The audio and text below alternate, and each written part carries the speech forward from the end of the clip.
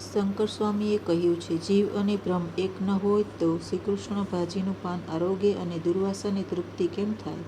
જીવ અને ઈશ્વરનો ભેદ અવિદ્યાથી ભાસે છે, પણ તત્વ એક જ છે. ભગવાનના સ્વધામગમનની અને યદુવંશના વિનાશની વાત સાંભળી શ્રીકૃષ્ણે સ્વર્ગારોહણનો નિશ્ચય કર્યો. પરીક્ષિતને રાજગાદી સોંપી દીધી. પાંડવોએ દ્રૌપદી સહિત સ્વર્ગારોહણ માટે હિમાલય તરફ પ્રયાણ કર્યું. કેદારનાથ પાસે તેમણે ભગવાન શિવજીની પૂજા કરી. જીવ-શિવ પંથનું ત્યાં મિલન થયું. તેથી આગળ નિર્વાણ પંથ છે. પાંડવોએ તે પંથ લીધો છે. ચાલતા ચાલતા પહેલાં દ્રૌપદીનું પતન થયું. કારણ પતિવ્રતા હતા, પણ અર્જુનમાં વિશેષ પ્રેમ એટલે પક્ષપાત કરતા હતા.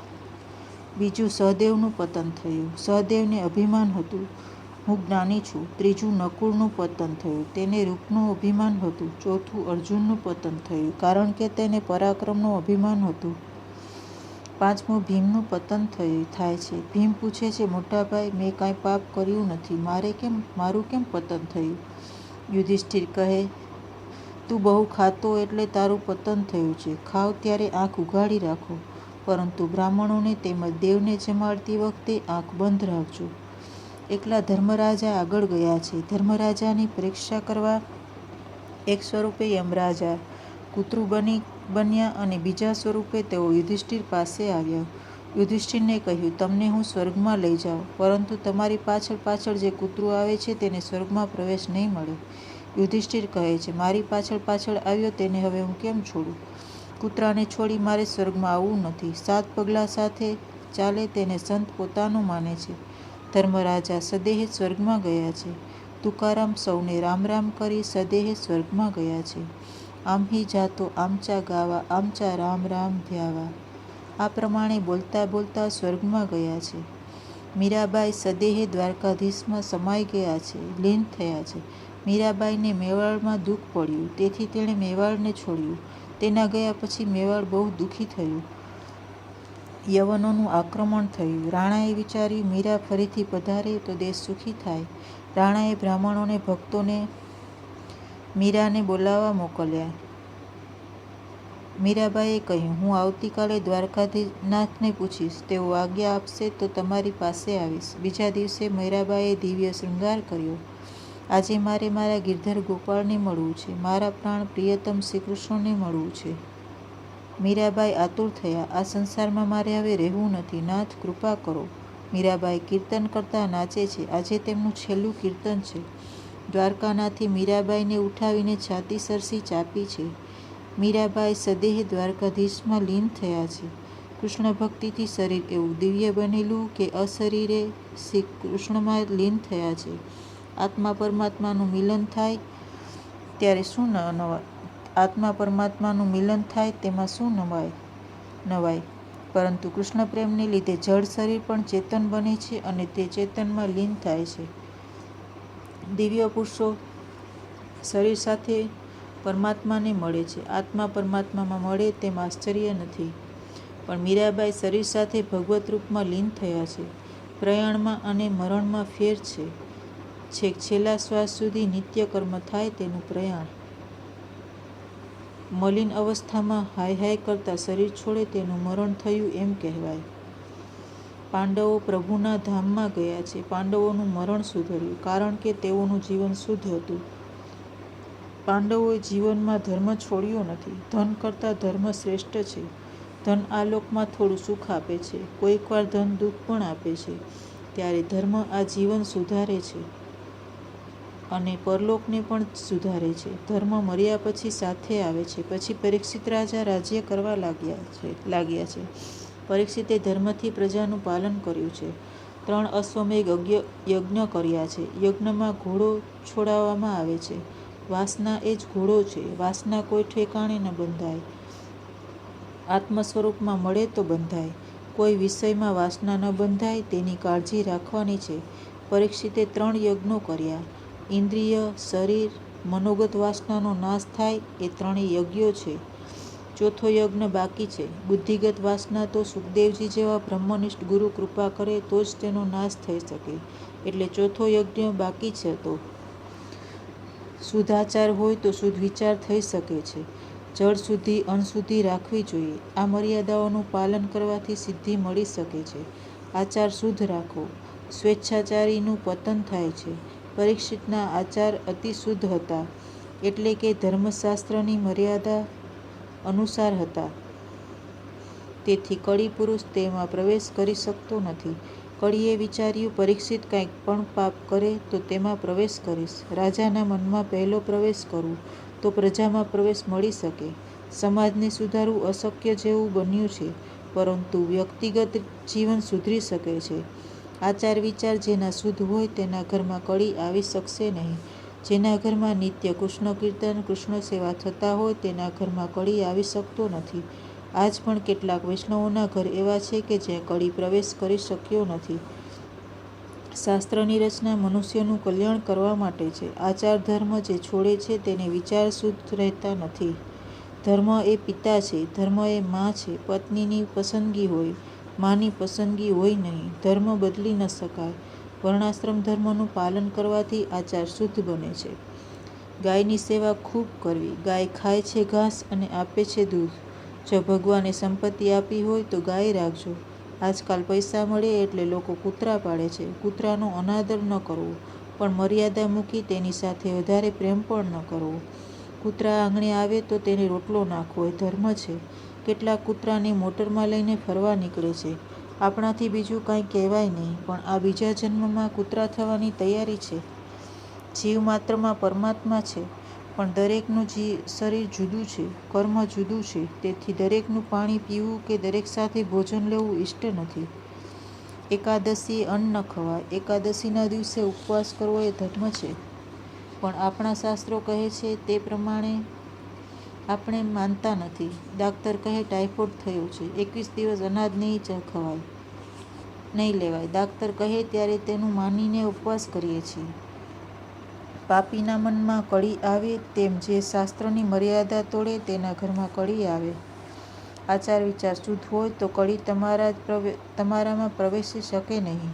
વ્યવહારમાં શુદ્ધિ જોઈએ. સત્યપૂર્વક વ્યવહાર ન કરે અને ફક્ત દર પૂનમે સત્યનારાયણની પૂજા કથા કરે તો તેનાથી શું અર્થ સરે? અસત્ય બોલનારની પૂજા ભગવાન સ્વીકારતા નથી. એક દિવસ આશ્ચર્યકારક બનાવ બન્યો. પરીક્ષિત દિગ્વિજય કરી રહ્યા હતા. ફરતા ફરતા સરસ્વતી નદીના કિનારે આવ્યા. ત્યાં ગાય બળદને એક કાળો પુરુષ લાકડીથી મારતો હતો. ધર્મ એ બળદનું સ્વરૂપ છે. ગાય એ પૃથ્વીનું સ્વરૂપ છે. ગાયની આંખોમાંથી આંસુઓ વહી રહ્યા છે. ધર્મરૂપ બળદ તેને દુઃખનું કારણ પૂછે છે. પૃથ્વી કહે છે, શ્રીકૃષ્ણે આ પૃથ્વી ઉપરની લીલા સંકેલી લીધી, એટલે આ સંસાર પાપમય કળિયુગની કુદ્રષ્ટિનો શિકાર બની ગયો છે. ધર્મની મર્યાદાનું પાલન કરશો તો જ્ઞાન આપોઆપ પ્રગટ થશે. ધર્મ ઉપર આરૂઢ રહેશો તો જ્ઞાન ગંગા આવશે. શિવજી નંદી ઉપર આરૂઢ છે, ધર્મ ઉપર આરૂઢ છે, એટલે માથે જ્ઞાન ગંગા છે. ધર્મના 4 અંગો મુખ્ય છે: સત્ય, તપ, પવિત્રતા અને દયા. એ ચારેયનો સરવાળો એ ધર્મ. 3 પગ ઉપર ટકી રહ્યો એટલે તે યુગનું નામ પડ્યું ત્રેતાયુગ. ધર્મ 2 પગ ઉપર ટકી રહ્યો તે યુગનું નામ પડ્યું દ્વાપર યુગ. અને 1 પગ ઉપર ધર્મ રહ્યો તે યુગનું નામ પડ્યું કળિયુગ. સત્ય એ જ પરમાત્મા છે. સત્ય પરમાત્માથી ભિન્ન નથી. જ્યાં સત્ય છે ત્યાં જ પરમાત્મા છે. અસત્ય બોલે છે તેનો પુણ્યનો ક્ષય થાય છે. સત્ય દ્વારા નર નારાયણ પાસે જઈ શકે છે. હિતભાષી મિતભાષી હોય તે સત્યવાદી બની શકે છે. તપ કરો. સર્વ પ્રકારનું સુખ ભોગવશો નહીં. થોડી તપશ્ચર્યા રોજ કરો. જે દરેક પ્રકારનું લૌકિક સુખ ભોગવે છે તેના ઉપર પરમાત્મા કૃપા કરતા નથી. દુઃખ સહન કરી પરમાત્માની આરાધના કરો એ તપ. દુઃખ સહન કરી જે પ્રભુ ભજન કરે તે શ્રેષ્ઠ. લૂલી માગે તે લૂલીને આપશો નહીં. થોડું સહન કરો. ઇન્દ્રિયોનો સ્વામી આત્મા છે. ઇન્દ્રિય માગે તે તેને આપે તો તે ઇન્દ્રિયનો ગુલામ બને છે. વિધિપૂર્વક ઉપવાસ કરવાથી પાપ બળે છે. ભગવાનના માટે દુઃખ સહન કરવું, કષ્ટ ભોગવવું એ તપ. વાણી વર્તનમાં સંયમ અને તપ જોઈએ. પવિત્રતા. કળિયુગમાં પવિત્રતા રહી નથી. બહારથી બધા પવિત્ર લાગે છે, પણ અંદરથી મલિન થયા છે. કપડાને પડેલો ડાઘ જશે, કાળજાને પડેલો ડાઘ જશે નહીં. જીવાત્મા બધું છોડી જાય છે, પણ મનને સાથે લઈને જાય છે. પૂર્વજન્મનું શરીર રહ્યું નથી, પણ મન રહ્યું છે. લોકો અનાજ, વસ્ત્ર, અથાણાં ન બગડે તેની અતિશય કાળજી રાખે છે, પણ મર્યા પછી જે સાથે આવવાનું છે તે મનની કાળજી નથી રાખતા. મરણ પછી જે સાથે આવવાનું છે તેની કાળજી રાખો. જેવી રીતે કપડાને સ્વચ્છ રાખો છો, તે મનને સ્વચ્છ રાખો. સંસાર વ્યવહારના કાર્ય કરતાં કરતાં માતા જેમ બાળકને સાચવે છે, તેમ વ્યવહારમાં કાર્ય કરતાં ઈશ્વરનું અનુસંધાન રાખો. કાળજી રાખો, મારું મન બગડે નહીં. દયા. ધર્મનું ચોથું અંગ છે દયા. શ્રુતિ એમ કહે છે, કેવળ પોતા માટે રાંધીને ખાય છે તે અન્ન ખાતો નથી, પાપ ખાય છે. ધર્મના 4 ચરણોમાં સત્ય સર્વોપરી છે. મહાભારતમાં સત્યદેવ રાજાની કથા આવે છે. લક્ષ્મી ચંચળ છે, અમુક પેઢીએ તો જવાની જ. એક દિવસ પ્રાતઃકાળે સત્યદેવ ઉઠ્યો તો તેણે પોતાના ઘરમાંથી એક સુંદર સ્ત્રીને બહાર નીકળતા જોઈ. રાજાને આશ્ચર્ય થયું. તેણે પેલી સ્ત્રીને પૂછ્યું કે આપ કોણ છો? તે સ્ત્રીએ જવાબ આપ્યો, મારું નામ લક્ષ્મી. હું હવે તારા ઘરમાંથી જવા માંગુ છું. રાજાએ કહ્યું, આપ જઈ શકો છો. થોડી વારે એક સુંદર પુરુષ ઘરમાંથી બહાર નીકળ્યો. રાજાએ પૂછ્યું, આપ કોણ છો? તે પુરુષે જવાબ આપ્યો, મારું નામ દાન. લક્ષ્મી અત્રેથી ચાલી ગઈ એટલે તમે દાન ક્યાંથી કરી શકશો? એટલે લક્ષ્મી સાથે હું પણ જવાનો. રાજાએ કહ્યું, તમે પણ જઈ શકો છો. થોડી વારે ત્રીજો એક પુરુષ બહાર આવ્યો. રાજાએ પૂછ્યું, તમારું નામ? ત્રીજા પુરુષે જવાબ આપ્યો, મારું નામ સદાચાર. તમારે ત્યાંથી લક્ષ્મી અને દાન ગયા, તો હું પણ જાઉં છું. રાજાએ કહ્યું, તમે પણ જઈ શકો છો. ત્યારબાદ એક ચોથો પુરુષ બહાર નીકળ્યો. સત્યદેવે પૂછ્યું, આપ કોણ છો? તે પુરુષે જવાબ આપ્યો, મારું નામ યશ છે. તમારે ત્યાંથી લક્ષ્મી, દાન, સદાચાર ચાલ્યા ગયા, તો એ ત્રણેય વિના હું અત્રે કેવી રીતે રહી શકું? સત્યદેવે કહ્યું, ઠીક, આપ પણ જઈ શકો છો. તે પછી થોડી વારે એક સુંદર યુવાન પુરુષ બહાર નીકળ્યો. તમે કોણ છો? તમારું નામ? તે પુરુષે જવાબ આપ્યો, મારું નામ સત્ય. તારા ઘરમાંથી લક્ષ્મી, દાન, સદાચાર, યશ ચાલ્યા ગયા, તો હું પણ તેઓની સાથે જઈશ. સત્યદેવે કહ્યું, મેં તમને કોઈ દિવસ છોડ્યા નથી. તમે મને શા માટે છોડી જાઓ છો? અરે, તારે માટે મેં તેઓ સઘળા લક્ષ્મી, યશ વગેરેનો ત્યાગ કર્યો. તમને હું નહીં જવા દઉં. તમે જાઓ તો મારું સર્વસ્વ જાય. સત્ય ન ગયું, સત્ય રહી ગયું. એટલે યશ, સદાચાર, દાન, લક્ષ્મી પરત આવ્યા. જ્યાં સત્ય હોય ત્યાં આ બધાએ આવવું જ પડે. સત્ય વગરના આ બધા નકામા છે. લક્ષ્મી, દાન, સદાચાર, યશ બહાર ગયેલા. તેઓ સત્યની રાહ જોઈ. સત્ય ન આવ્યું એટલે તેઓ પરત આવ્યા. સત્ય વગરની કીર્તિ, સદાચાર, દાન, લક્ષ્મી શા કામના? માટે સત્ય એ જ સર્વસ્વ છે. ઉપર પૈકીના પહેલા 4 સંપત્તિ, દાન, સદાચાર, યશ જાય તો જવા દેજો, ગભરાશો નહીં, પણ સત્ય ન જવું જોઈએ. જો સત્ય રહેશે તો તેઓને આવ્યા વગર છૂટકો નથી. સૂતજી વર્ણન કરે છે. ધર્મની વ્યાખ્યા અધ્યાયમાં આપી છે. સત્ય, તપ, દયા, પવિત્રતા એ ધર્મના 4 અંગો છે. આ 4 તત્વોનો સમન્વય એ ધર્મ છે. આ 4 તત્વો જેનામાં પરિપૂર્ણ હોય તે ધર્મી છે. ત્રેતામાં સત્ય ગયું, દ્વાપરમાં સત્ય અને તપ ગયા, કળિયુગમાં સત્ય, તપ, દયા, પવિત્રતા ગયા. કળિયુગમાં એક દાન જ પ્રધાન છે. દાનમ એકમ કલિયુગે. કળિયુગમાં દયાદાન ઉપર એક પગ ઉપર ધર્મ ટક્યો છે.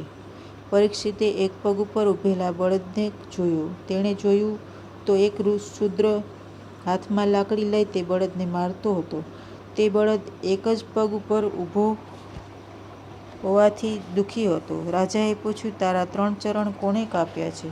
ધર્મરૂપી બળદ કહે છે, રાજન, મને કોણ દુઃખ આપે છે તેનો નિર્ણય હજુ થયો નથી. કેટલાક માને છે કાળ દુઃખ આપે છે, કેટલાક માને છે કર્મથી મનુષ્ય દુઃખી થાય છે, કેટલાક માને છે મનુષ્ય દુઃખી થાય છે પોતાના સ્વભાવથી. સ્વભાવ અતિશય ઠંડો રાખો. કાળ, કર્મ અને સ્વભાવ જીવને દુઃખ આપે છે. રાજા, અમારા દુઃખના કારણનો તમે વિચાર કરો. રાજા સમજી ગયા, આ શૂદ્ર પુરુષ એ જ કળી છે. ગાય અને બળદને ત્રાસ આપનાર કળી પુરુષ છે. ગાય બ્રાહ્મણને ત્રાસ આપે છે એ જ કળી છે. રાજા કળીને મારવા તૈયાર થયા છે. કળી પરીક્ષિત રાજાને શરણે આવ્યો. કળીએ પરીક્ષિતના ચરણને સ્પર્શ કર્યો એટલે એની બુદ્ધિ બગડી છે. જે વ્યક્તિના ચારિત્ર્યની ખબર ન હોય તેવા માણસનો સ્પર્શ કરવો નહીં. જે વ્યક્તિને સ્પર્શ કરો તેના શરીરના પરમાણુઓ સ્પર્શ કરનારના શરીરમાં દાખલ થાય છે. પુણ્યશાળીના સ્પર્શથી પવિત્ર પરમાણુઓ અને પાપીના સ્પર્શથી પાપના પરમાણુઓ આપણા શરીરમાં દાખલ થાય છે. કળીએ પરીક્ષિતને સ્પર્શ કર્યો એટલે પરીક્ષિતની બુદ્ધિમાં વિકાર આવ્યો. જાણતા હતા કે આ પાપી છે, તેને સજા કરવી જોઈએ. પરીક્ષિત રાજા કળીને મારતા નથી. દુષ્ટને મારવો એ રાજાનો ધર્મ છે. તેમ છતાં દુષ્ટ કળી ઉપર રાજા દયા બતાવે છે. પરીક્ષિત કળીને કહે છે, તને શરણાગતને હું મારતો નથી, પણ મારું રાજ્ય છોડી તું ચાલ્યો જા. મારા રાજ્યમાં રહીશ નહીં. કળી પ્રાર્થના કરે છે, હું હવે ક્યાં જઈશ? મને રહેવા કોઈ સ્થાન આપો. પરીક્ષિતે 4 ઠેકાણે રહેવા કળીને જગ્યા આપી છે: જુગાર, મદિરાપાન, સ્ત્રી પુરુષ સંગ અને હિંસા. આ 4 સ્થાનોમાં અનુક્રમે અસત્ય, મદ, આસક્તિ અને નિર્દયતા એમ 4 પ્રકારના અધર્મો રહે છે. જુગારનો, સટ્ટાનો, પૈસાનો જેના ઘરમાં આવે તેના ઘરમાં કળી આવે છે. સટ્ટો આવ્યો તો બટ્ટો લાગ્યો. સટ્ટો એ જીવનનો બટ્ટો છે. કેટલાક જુગારથી ધન મેળવીને દાન કરે છે. તે યોગ્ય નથી. તેઓ માને છે કે દાન કરવાથી મારા ધનની શુદ્ધિ થઈ ગઈ, પણ એથી ધનની શુદ્ધિ થતી નથી. અધર્મનું ધન પ્રભુને સ્વીકાર્ય નથી. શાસ્ત્ર નિષેધ કરેલી વસ્તુઓ ખાય ત્યાં કળી આવે છે. શાસ્ત્રે નિષેધ કરેલી વસ્તુઓ ખાય ત્યાં કળી આવે છે. જે બુદ્ધિપૂર્વક હિંસા કરે ત્યાં કળી આવે છે. હિંસામાં કળીનો નિવાસ છે. આ 4 સ્થાનો આપ્યા છે. કળી પુરુષને સંતોષ થયો નહીં. તેણે કહ્યું, આ 4 સ્થાનો ગંદા છે, કોઈ સારું સ્થાન રહેવા આપો. તે પછી પરીક્ષિતે તેણે સુવર્ણમાં રહેવાનું સ્થાન આપ્યું. સુવર્ણ પાપથી ઘરમાં આવે તો તે કળીનું સ્વરૂપ કહેવાય છે. સોનામાં કળીનો નિવાસ એટલે અધર્મથી ઘરમાં આવેલા અનીતિના ધનમાં તેનો નિવાસ. અનીતિ અને અન્યાયથી મેળવેલા ધનમાં કળી છે. અનીતિનું ધન કમાનારને તે દુઃખ આપે છે, પણ જો તે વારસામાં મૂકી જાય તો વારસોને પણ દુઃખ આપે છે.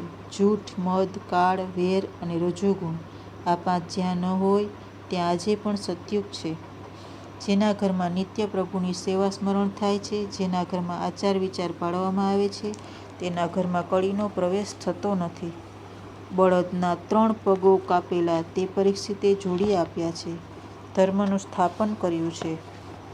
કળીએ વિચાર્યું, રાજાએ 5 સ્થાનો રહેવા આપ્યા છે, હવે હરકત નહીં. હવે કોઈ વખત પરીક્ષિત રાજાને ત્યાં પણ બેસી જઈશ. એક દિવસ પરીક્ષિતને જિજ્ઞાસા થઈ, ચાલ જોઉં મારા દાદાએ મારા માટે ઘરમાં શું શું રાખ્યું છે. એક પેટીમાં સોનાનો મુગટ જોયો. વગર વિચાર્યે તે માથે રાખ્યો. આ મુગટ જરાસંઘનો હતો. જરાસંઘના પુત્ર સહદેવે માગણી કરેલી, મારા પિતાનો મુગટ મને આપો. મુગટ ન લેવા ધર્મરાજાએ સલાહ આપેલી. સહદેવની ઈચ્છા મુગટ આપવાની ન હતી. તેમ છતાં તેણે રડાવી જબરજસ્તીથી આ મુગટ ભીમ લાવ્યા છે. એટલે આ અનીતિનું ધન થયું. અનીતિનું ધન કમાનારને દુઃખી કરે છે. વારસામાં રાખી જાય તો વારસોને દુઃખી કરે છે. તેથી તે મુગટ એક બંધ પેટીમાં મૂકી રાખેલો. આજે પરીક્ષિતની દ્રષ્ટિએ તે પડતા તેણે તે મુગટ પહેર્યો. અધર્મથી મુગટ લાવેલા એટલે તે દ્વારા કળીએ પરીક્ષિતની બુદ્ધિમાં પ્રવેશ કર્યો. આ મુગટ પહેરી પરીક્ષિત વનમાં શિકાર કરવા ગયા છે. અત્રે એકદા શબ્દ વાપર્યો છે. કોઈ દિવસ રાજા શિકાર કરવા ગયા નથી. આજે શિકાર ખેલવા નીકળ્યા છે. અનેક જીવોની હિંસા કરી છે. મધ્યકાળે રાજાને ભૂખ તરસ લાગી છે. એક ઋષિના આશ્રમમાં પ્રવેશ કર્યો. સમાધિમાં સમીક ઋષિ તન્મય થયા છે. કોઈક સંત જપ ધ્યાનમાં બેઠા હોય તો તેમની પાસે જશો નહીં. જાવ તો વંદન કરીને ચાલ્યા આવજો, પરંતુ તેમની સાથે લૌકિક વાત કરશો નહીં.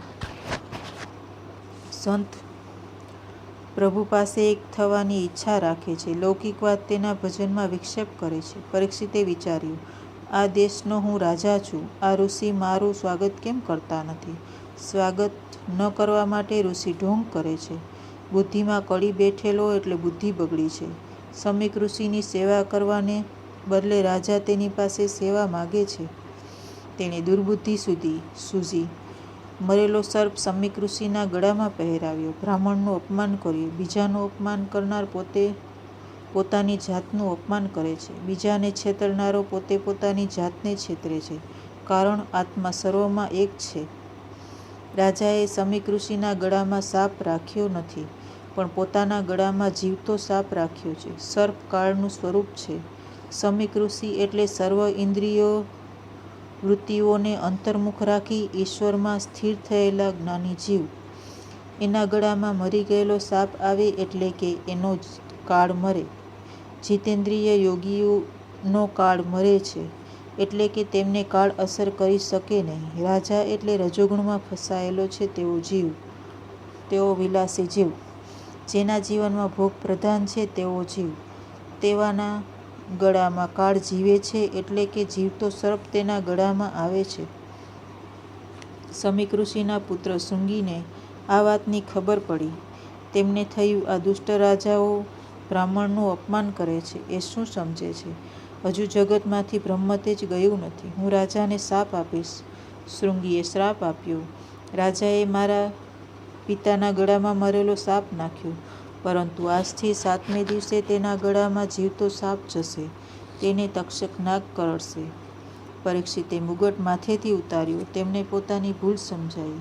મેં આજે પાપ કર્યું છે. મારી બુદ્ધિ બગડી. મેં ઋષિનું અપમાન કર્યું. બુદ્ધિ બગડે એટલે માનવું કે કંઈક અશુભ થવાનું છે. પાપ થઈ જાય તો તેનો વિચાર કરી શરીરને તે માટે સજા કરો. જમતા પહેલાં વિચાર કરવો કે મારે હાથે પાપ તો થયું નથી ને? જે દિવસે પાપ થયું હોય તે દિવસે ઉપવાસ કરજો. પાપ ફરીથી થશે નહીં.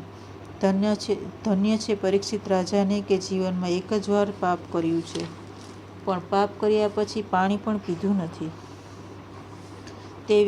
તે વખતે પરીક્ષિતે સાંભળ્યું કે મને ઋષિકુમારોનો શાપ થયો છે. પરીક્ષિતે કહ્યું, જે થયું તે સારું થયું. પરમાત્માએ મારા પાપની સજા કરી છે. સંસારના વિષય સુખમાં હું ફસાયેલો હતો, એટલે મને સાવધ કરવા પ્રભુએ કૃપા કરી છે. મને શાપ ન થયો હોત તો હું ક્યાં વૈરાગ્ય ધારણ કરવાનો હતો? મારા માટે પ્રભુએ શાપાવતાર ધારણ કર્યો છે. સંસારના વિષયોમાં ફસાયેલા મને વૈરાગ્ય થવા માટે આ શાપ થયો છે. મૃત્યુ માથે છે એમ વિચારે તો પાપ થાય નહીં. પરીક્ષિત ઘરનો ત્યાગ કરી ગંગા કિનારે આવ્યા. ગંગા સ્નાન કર્યું. અન્ન જળનો ત્યાગ કરી હવે ભગવત સ્મરણ કરીશ. પ્રાયો વ્રત લીધું છે. મોટા મોટા ઋષિઓને આ વાતની ખબર પડતા વગર આમંત્રણે તેઓ ત્યાં આવ્યા. ઋષિઓએ વિચાર્યું કે પરીક્ષિત હવે રાજા રહ્યા નથી, રાજર્ષિ બન્યા છે. રાજાના વિલાસી જીવનનો અંત આવ્યો છે. રાજાના જીવનનો પલટો થયો છે. એટલે ઋષિઓ રાજાને મળવા આવ્યા છે. પરીક્ષિત ઊભા થયા છે. એક એક ઋષિને પ્રણામ કરી પૂજા કરી છે. પરીક્ષિતે ઋષિઓ પાસે કરેલું પાપ જાહેર કર્યું. ત્યારે લોકો પાપને છુપાવે છે અને પુણ્યને જાહેર કરે છે. પાપ છુપાવશો નહીં અને પુણ્યને પ્રગટ કરશો નહીં. સમાજમાં પાપ જાહેર કરવાથી પાપની આદત છૂટે છે. મેં પવિત્ર બ્રાહ્મણના ગળામાં સાપ નાખ્યો. હું અધર્મી છું. મારો ઉદ્ધાર કરો. મેં સાંભળ્યું છે કે પાપીને યમદૂતો મારતા મારતા લઈ જાય છે. મારું મરણ સુધરે તેવો ઉપાય બતાવો. મને બીક લાગે છે કે મેં મરણ માટે કાંઈ તૈયારી કરી નથી. પરીક્ષિતે મૃત્યુની વેદનાનો વિચાર કર્યો. જન્મ મૃત્યુના દુઃખના વિચારથી પાપ છૂટશે. તેણે ઋષિઓને કહ્યું, 7 દિવસમાં મને મુક્તિ મળે તેવું કરો. મરણકાળે આવેલા મનુષ્યનું કર્તવ્ય શું વગેરે મને બતાવો. સમય થોડો છે, તેથી જ્ઞાનની મોટી મોટી વાતો કરશો તો સમય પૂરો થઈ જશે. મને એવી વાતો કહો, એવો ઉપાય બતાવો કે જેથી પરમાત્માના ચરણમાં હું લીન થાઉં. મને એવી કથા સંભળાવો કે જેથી મને મુક્તિ મળે. ઋષિઓ વિચાર કરવા લાગ્યા. અમે અનેક વર્ષોથી તપશ્ચર્યા કરીએ છીએ, તેમ છતાં અમને પણ ચિંતા રહે છે, મુક્તિ મળશે કે નહીં. અમને પણ મૃત્યુની બીક લાગે છે. અંતકાળે એકદમ પ્રભુનું નામ ઓષ્ઠ ઉપર આવવું મુશ્કેલ છે. માત્ર 7 જ દિવસમાં રાજાને મુક્તિ કેમ મળે? એ વાત શક્ય નથી. તેથી કોઈ ઋષિ બોલવા તૈયાર થયા નહીં. 7 દિવસમાં મુક્તિ મળવી કઠણ છે. મરણ નજીકનો સમય અતિ કટોકટીનો નાજુક હોય છે. મહાજ્ઞાનીઓને પણ મરણ સમયે બીક લાગે છે. રામનું નામ જલ્દી હોઠે ચડતું નથી. તેથી તો રામચરિતમાનસમાં વાલી કહે છે, જન્મ જન્મ મુનિ જતન કરાહી, અંત રામ કહી આવત નાહી. ઋષિઓ પૈકી કોઈ પરીક્ષિત રાજાને ઉપદેશ આપવા તૈયાર થયા નહીં. કોઈની બોલવાની હિંમત થઈ નહીં. પરીક્ષિત વિચારવા લાગ્યા, આ ઋષિઓ સમર્થ છે, તેમ છતાં મને ઉપદેશ આપવા તૈયાર થતા નથી. જગતના જીવો ભલે મારો ત્યાગ કરે, પણ હું મારા ભગવાનને શરણે જઈશ. ભગવાન નારાયણ કૃપા કરશે. હવે સમય થોડો છે, હવે કોને શરણે જઈશ? હું મારા પરમાત્માને શરણે જઈશ. તેઓ મારી ઉપેક્ષા નહીં કરે. હું પાપી છું, પણ પાંડવોના વંશનો છું. ઈશ્વર વિના હવે મારું કોઈ નથી. પરીક્ષિતે ઈશ્વરનું શરણ લીધું, ભગવાનની સ્તુતિ કરી, દ્વારકાનાથને યાદ કર્યા. મેં કંઈ સત્કર્મ કર્યું નથી. આ બ્રાહ્મણો મને ઉપદેશ આપવા તૈયાર નથી, કારણ હું અધમ છું. જે પરમાત્માએ બ્રહ્માસ્ત્રથી મારું રક્ષણ કર્યું, જેણે ગર્ભમાં મારું રક્ષણ કર્યું, એ મારું રક્ષણ જરૂર કરશે. હું પાપી છું, પણ ભગવાનનો છું. નાથ તમારો છું. હે દ્વારકાનાથ, હું આપના શરણે આવ્યો છું. આપે મારો જન્મ સુધાર્યો છે, તો હવે મારું મરણ સુધારો. પરમાત્માએ સુખદેવજીને પ્રેરણા કરી છે, ત્યાં પધારો. ચેલો લાયક છે. પરીક્ષિતનો જન્મ સુધારવા દ્વારકાનાથ પોતે આવેલા, પરંતુ મુક્તિ આપવાનો અધિકાર શિવજીનો છે. એટલે પરીક્ષિતનું મરણ સુધારવા ભગવાને શિવજીને કહ્યું. એટલે શિવજીના અવતાર સુખદેવજી ત્યાં પધારે છે. સંહારનું કામ શિવજીનું છે, એટલે પરીક્ષિતનું મરણ સુધારવા સુખદેવજી પધાર્યા. વાસનાનું વસ્ત્ર પડી ગયું હતું. સુખદેવજી દિગંબર છે.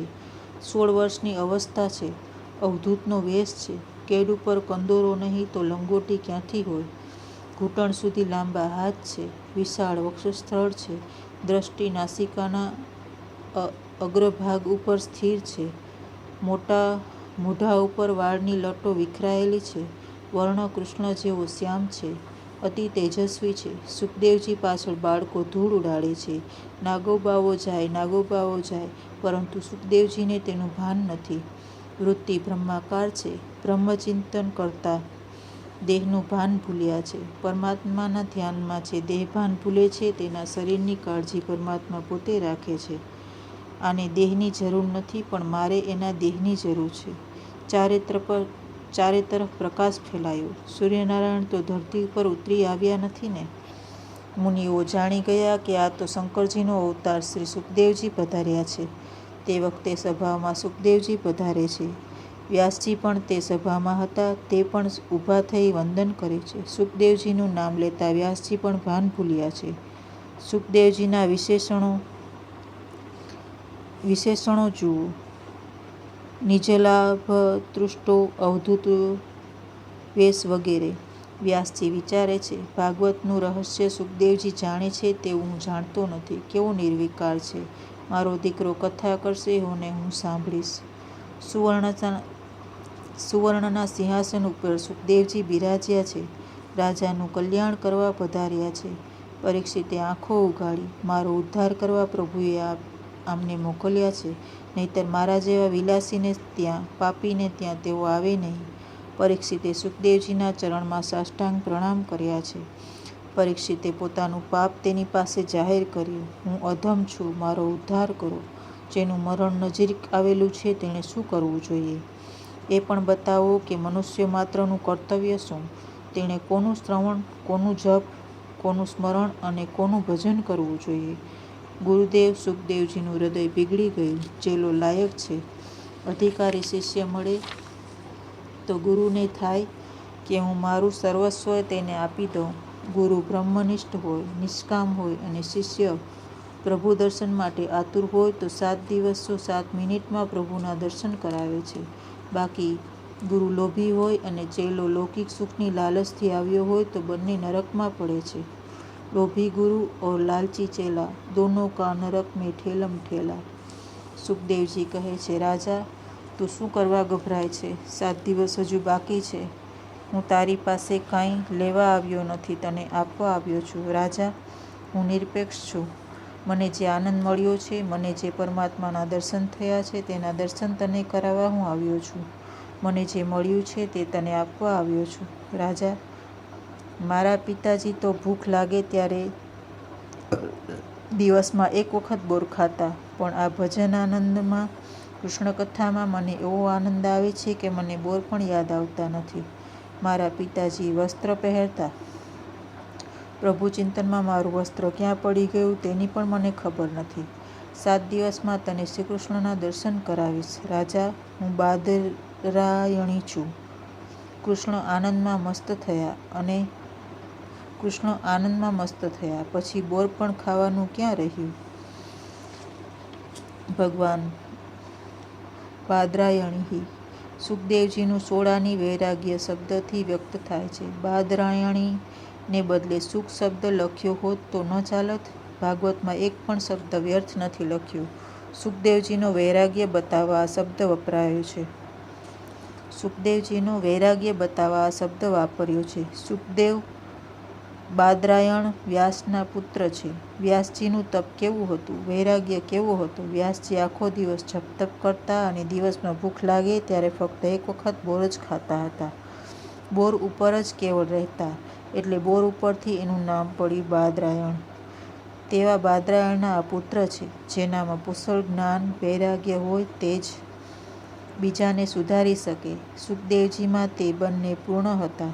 આજના સુધારકમાં ત્યાગ, સંયમ જોવામાં આવતા નથી. તે બીજાને શું સુધારવાનો હતો? મનુષ્ય પહેલાં પોતે પોતાને જ સુધારવા પ્રયત્ન કરે. રાજન: જે સમય ગયો છે તેનું સ્મરણ કરીશ નહીં, ભવિષ્યનો વિચાર પણ કરીશ નહીં, ફક્ત વર્તમાનને સુધારજે. રાજન: 7 દિવસ બાકી છે. મારા નારાયણનું સ્મરણ કર, તારું જીવન સુધરશે. લૌકિક રસ ભોગવનારને પ્રેમરસ મળતો નથી, ભક્તિરસ મળતો નથી. જેણે કામને છોડ્યો છે એ જ રસિક છે. જગતના રસ કડવા છે, પ્રેમરસ જ મધુર છે. ઇન્દ્રિયોનો ગુલામ થયો તેને કાળ પકડે છે. ભાગવતના વક્તા સુખદેવજી જેવા હોવા જોઈએ. હવે આવે છે સ્કંધ બીજો, જે આવતા વખતથી હું શરૂ કરીશ.